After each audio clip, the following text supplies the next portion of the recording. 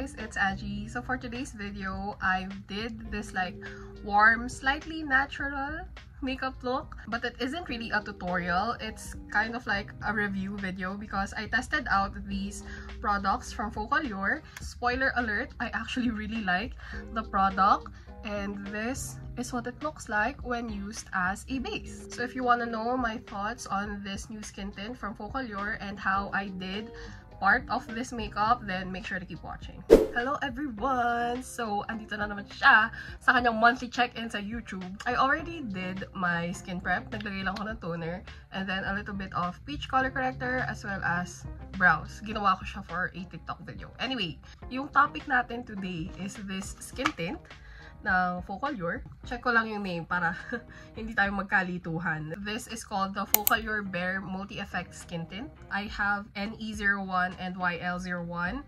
I don't know if yun yung lahat ng shades nila, pero we'll try both. Let's first start with the swatches. Swatch natin siya dito sa aking jaw. This is NE01. And then this one is YL01. Quite a big jump if I do say so myself. Like, this is on the medium shade range and this is on the fair shade range. I do hope na meron pa silang ibang shades because this is not cutting it. As compared to my other skin tint, hindi siya kasing watery. Like, it does hold itself. Hindi siya yung tumutulo agad. Which can mean na medyo maganda yung coverage niya. Because usually, yung mga very sheer na products, they do tend to get watery. But let's see. Test muna natin siya on one side just to see its coverage. And I do have quite a few things that I want to cover up. As you can see, medyo mas red yung sides ng nose ko. I have a lot of redness on my chin. And I have a few reddish acne marks. Tignan natin kung gaano kaganda yung coverage niya.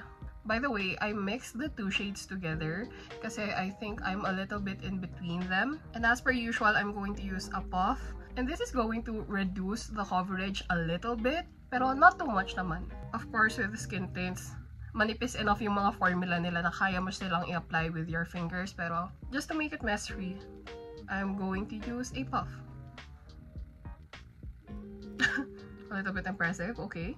The redness on the sides of my nose, I don't really see on cam. Pero in real life, meron pa rin natitirang onte as well as on my chin. I'm just being careful kasi ayoko matamaan yung headband ko.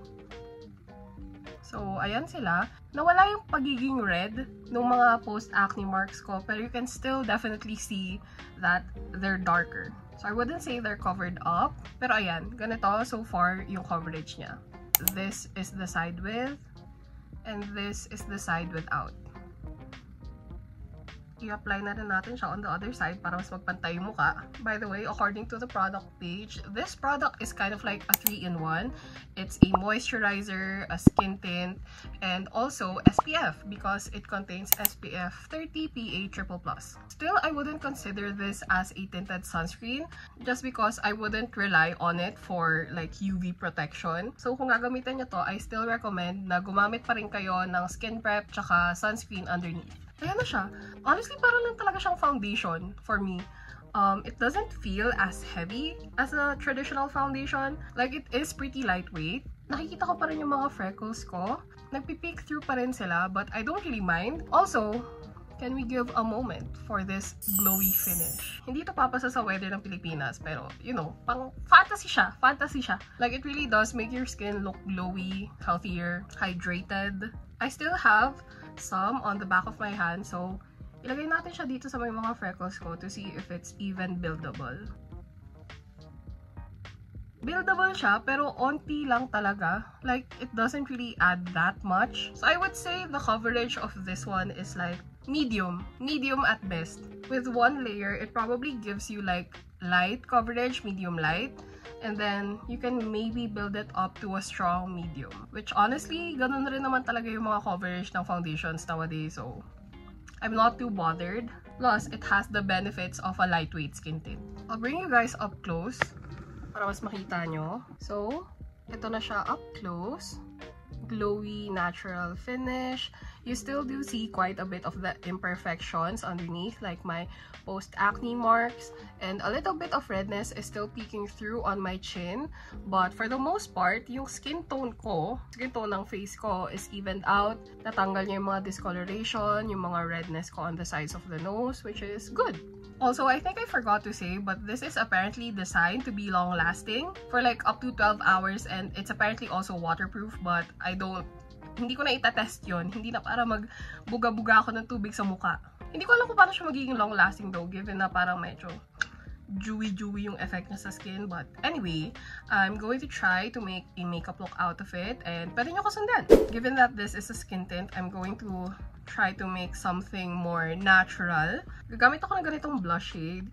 Peachy pink na may pagka-warm. Apply that on the cheeks. Ayan. Papakita pa rin yung glowy finish niya. We love to see it. Lumipat ako sa paggamit ng puff. Because why not? I'm going to use the same blush on my eyes para lang mas cohesive yung makeup look. Hindi na ako maglalagay ng contour just to keep it very simple. Siguro maglalagay ako ng powder later. What I do need to add is concealer.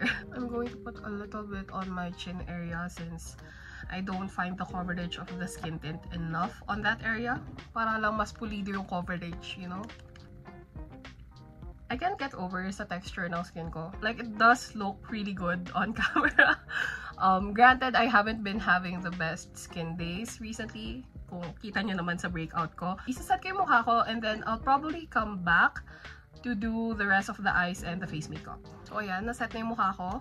For the rest of the face, I'm going to use this Focallure 3-in-1 palette. Ito yung itsura niya. This is in the shade NU01. I'm going to take the lighter shade and kind of like use that to set yung cream eyeshadow na nilagay ko earlier. Cream blush, I mean. If umiikot pala yung contacts ko, do not be worried. These are Spotlight contact lenses. Kaya minsan mukha akong isda. To balance yung color dito sa my upper eyelids, I'm going to take this shade and then use that to sa my baba ng eyes. Sinabi ko bang natural look yung gagawin ko? I think I lied. Kasi hindi ito mukhang natural look. Hindi ko kaya gumawa ng natural look. I have this like complex. Gusto ko talaga ng pakak na eyeshadow. I don't know why. Pero, yun ang gusto ng katawan ko. I'm going to take this... Napakyo pa kayo. I'm going to take this darker brown from the same palette. Just in a different shade. This is PC01. I'm going to use that to darken itong outer half ng lower lashes. And then I'm going to take the same brown shade on a thin liner brush. And yun ang gagamitin ko pang Eggcell natin today. Eyeshadow na yung ginagamit kong pang Eggcell. Hindi na ako masyadong gumagamit ng pens. Just because those, I find it to be too harsh and wala masyadong room for error. Kasi nga dahil liquid siya, natutuyo siya. Whereas with eyeshadow, pwede mo pa siyang isalvage kahit papano. And as someone na lagi nagkakamali kapag nagme-makeup siya, syempre kailangan ko ng allowance for error. Also, if I've been sniffing throughout this video, please forgive me. May sakit po ako. Kung naririnig niyo akong gumaganon, huwag niyo na lang pansinin.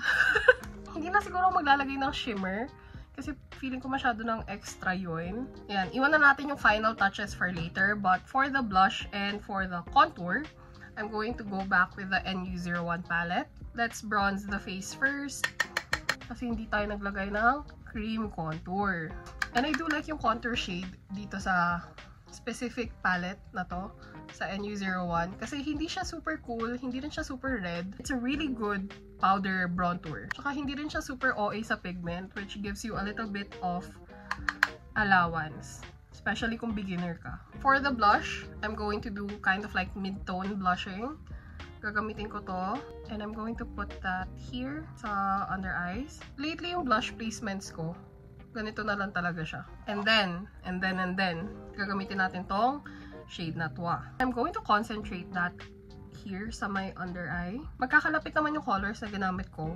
So, kahit papano, like, the colors make sense. I'm probably going to finish everything off cam na lang para lang mas mabilis. And then, I'll show you guys what the skin tint looks like with the final look. I'm so happy with this look. Sobrang nakaka-satisfy kasi like first time ko gumamit ng ganitong headband and like I'm so happy. I feel like this look looks so good. Okay, shoot. So, ito na yung final look. I just did something warm to complement yung mga nilagay ko sa mukha ko. This is what the base is looking like so far. I'm going to bring you guys in closer again. Ayan, walang filter. I hope you guys can see everything. This is what the skin tint is looking like so far. And I noticed na maganda yung kapit niya sa skin because I usually get a bit of patchiness on the sides of my nose just because of the way I contour it. But hindi naman siya nangyayari dito. Like, it really does look good. This skin tint is really good. I mean, it evens out your complexion. Pero hindi siya yung super OA na like, mahihiya kang isuot siya to a casual event. Like, kung gusto mo yung parang perfected lang talaga yung skin mo, I feel like this is the skin tint I'm going to reach out for. Of course, medyo hassle pa rin na kailangan kong i-mix to get my shade, but I don't really mind that. I actually really like yung finish neto. I feel like if I were to do a Korean or Asian-inspired makeup look and gumamit ako ng glowy na setting spray, it would work wonders. Kasi ang ganda ng glowy na finish niya, but even when you powder it, maganda pa rin yung labas niya sa skin. Of course, kung katulad kitang prone to acne marks or may mga malalang redness sa face, I don't think you would find the coverage of this enough. Pero kung naghahanap ka lang naman ng everyday kind of skin tint na medyo mas maganda yung coverage, this is really good. Kasi ano, kita nyo pa rin yung mga pimple marks ko on my upper lip. And nakikita ko pa rin yung freckles ko. Some of my spider veins are also still peeking through. But again, I don't mind that kasi for coverage of a skin tint, this is more than enough. Not to mention how it feels on the face. Like, hindi siya malagkit, hindi siya mabigat. Kind of is like a hybrid between a foundation and a skin tint. Like, it has a foundation-like coverage with the benefits of a skin tint and a sunscreen. Mind you, hindi pa ako nag-primer neto. Like, my only skin prep was a toner. Pero, kung ikaw yung type na medyo mas makapal pa rin ang skin prep, do not worry kasi I believe this was designed to work seamlessly with your skincare and primer. Yun yung sabi nila. And I mean, considering how well this is sitting on my skin, I can attest to that. Ay, ang ganda. Ang purpuk-purpuk. Nakakatawa talaga yung look na ginawa ko. Wala, nakakatawa. Ang perfect lang talaga niya.